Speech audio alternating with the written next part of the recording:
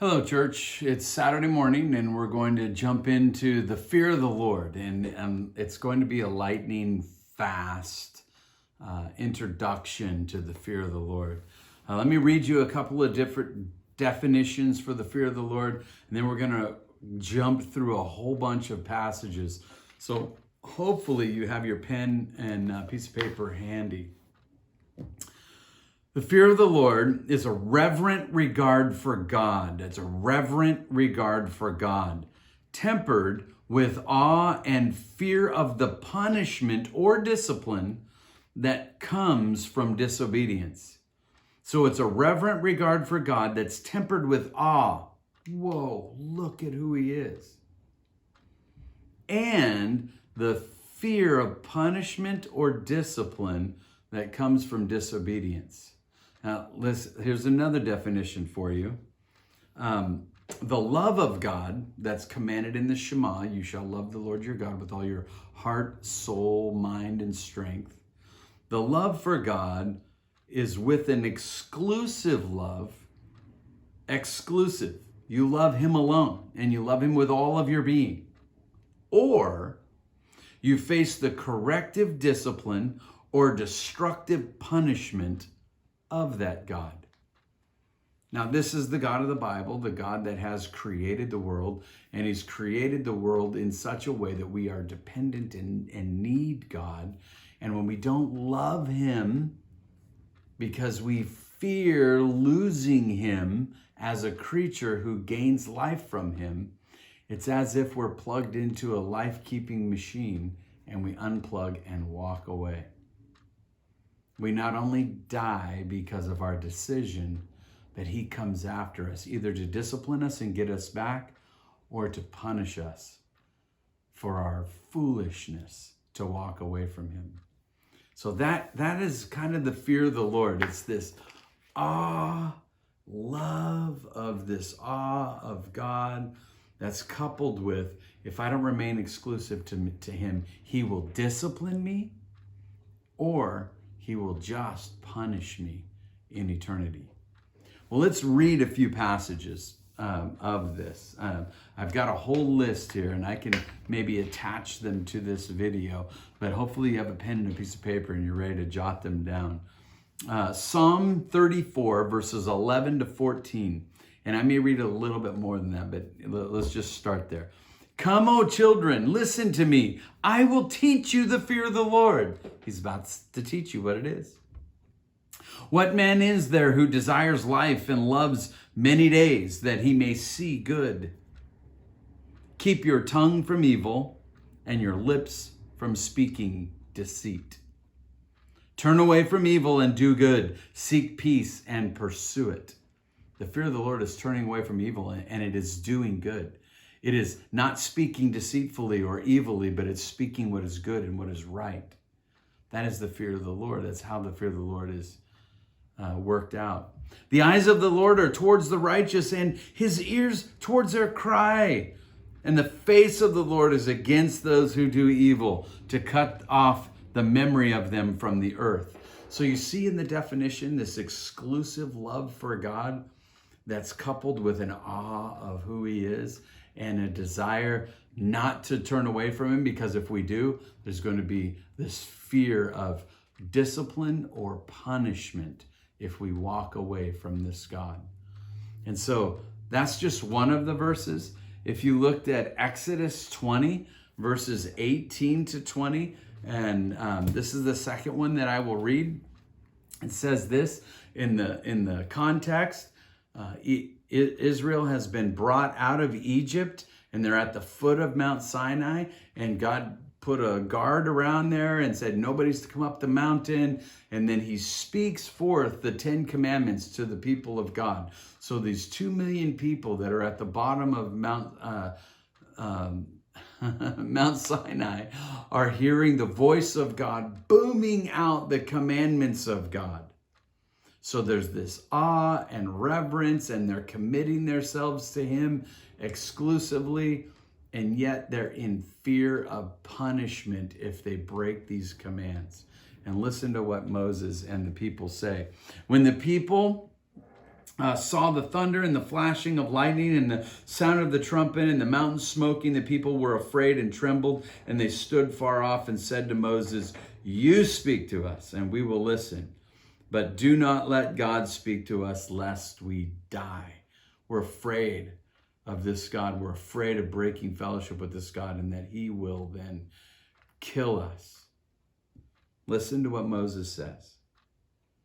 Do not fear God, for God has come to test you, that the fear of him may be before you, that you may not sin. Now let me give you the idea of this. Don't be afraid. Don't be afraid. God has come to test you, to put the fear of him before you. And the fear of him before you is the mechanism by which you will not sin. You will stop sinning. See, God says to Moses and the people of Israel, basically, I've delivered you from physical slavery from the house of Egypt. And now I'm here to deliver you from the dominion of sin, the slave master that is called sin, the one that has captured you. And how am I to do that? I'm to bring you out exclusively so that you will love me. And then in your love for me, you will start to see me, and that awe of who I am will be exposed and you will worship. And then from that awe, you will recognize, if I sin, if I transgress, if I get another God, if I break this God's rules, he will come after me to discipline or punish. And I'm afraid to do either. And so it keeps me from sinning. So do you see? Even here, we're seeing that. Now let me blaze through a bunch of these for you, okay? We're going to see in Proverbs 1:7, starting on Monday, that the fear of the Lord is the beginning of knowledge. It's the beginning of understanding who God is and what God wants. In Proverbs 9:10, the fear of the Lord is the beginning of wisdom, and knowledge of the Holy One is insight. And so the fear of the Lord not only gives me this knowledge, but it gives me the motivation to practically live according to that knowledge. And when I'm doing that, when I'm living wisely, do you see what I get? I get knowledge of the Holy One. The knowledge of the Holy One, and it's an insight. It is higher than just understanding. I mean, it's higher than just wisdom. So the fear of the God gives me knowledge. The fear of the Lord gives me wisdom. And as I'm walking in knowledge and wisdom, I get insight into the Holy One of God. And the insight into the Holy One of God is this: I need him because I'm breaking the law. I need that sacrifice. I need that perfect life. I need that righteousness that comes from God, or else I fail. I fall. And so the fear of the Lord drives me to know God, and it drives me to live right before God. And as I'm doing both of those things, it opens my eyes to this Holy One of God. That's amazing. In Job 28:28, we mentioned this in an earlier video. The fear of the Lord is wisdom, and turning away from evil is understanding. So I gain wisdom, and I'm working in a wise way, and then I gain understanding, and I recognize I'm not even going to go there. In Psalm 110, verse 10, the fear of the Lord is wisdom, and those who practice it have good understanding. So the fear of the Lord and practicing that in wise ways is going to give me good understanding about the world and what's going on in it. In Proverbs 8:13, the fear of the Lord is hatred of evil. In Proverbs 15:33, the fear of the Lord is instruction in wisdom. In Proverbs 16:6, by the fear of the Lord, one turns away from evil. So you see, the fear of the Lord has really got to do a lot about staying out of trouble, not doing what I know better to do. The fear of the Lord keeps me from sinning. It drives that slave master of sin out of my life because of this exclusive love relationship I have with God, and a desire to please him and not disobey, not seek another God, not commit adultery against the one who has bought me and loved me. In Proverbs 10:27, the fear of the Lord prolongs life. In Proverbs 14:26 and 27, the fear of the Lord is a strong confidence and a fountain of life. In Proverbs 15:16, a little material goods with the fear of the Lord is better than treasure and all the trouble that comes with it. In Proverbs 19:23, the fear of the Lord leads to life. In Proverbs 22, verse 4, reward for humility and the fear of the Lord is riches, honor, and life. In Proverbs 23:17, the fear of the Lord keeps you from envying sinners. And so, church, the fear of the Lord is coupled with this love for the Lord. And so when I see the Lord and I start loving him, I am drawn into who he is, and I want to know who he is. And as I see him, I see his awe, the holiness of who he is, the righteousness by which he judges the world. And then I recognize, oh my goodness, if I break this covenant with him, if I leave him, he will discipline me severely at times, discipline me. Or he will just punish me, and that punishment will be eternal.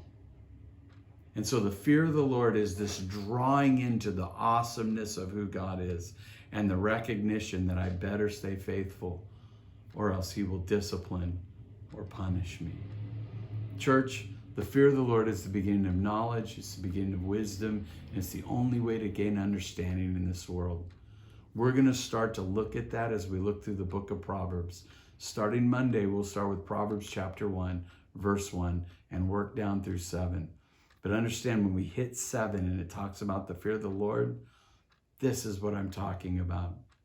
The unique love for God that is exclusive love for God, that draws me into all of who he is, and I start seeing all of who he is. And when I recognize his awesome holiness and righteousness and justice, I start recognizing that he will punish sin. He will punish the disobedient. He will punish the unfaithful. And either by discipline, which will be hurtful to me, family members, those kinds of things, I don't want that. And so I don't want his punishment that is in eternity either. So the fear of the Lord drives me to make wise choices. It drives me to shun evil. Church, pray that we would develop a healthy fear of the Lord. I'll see you Monday.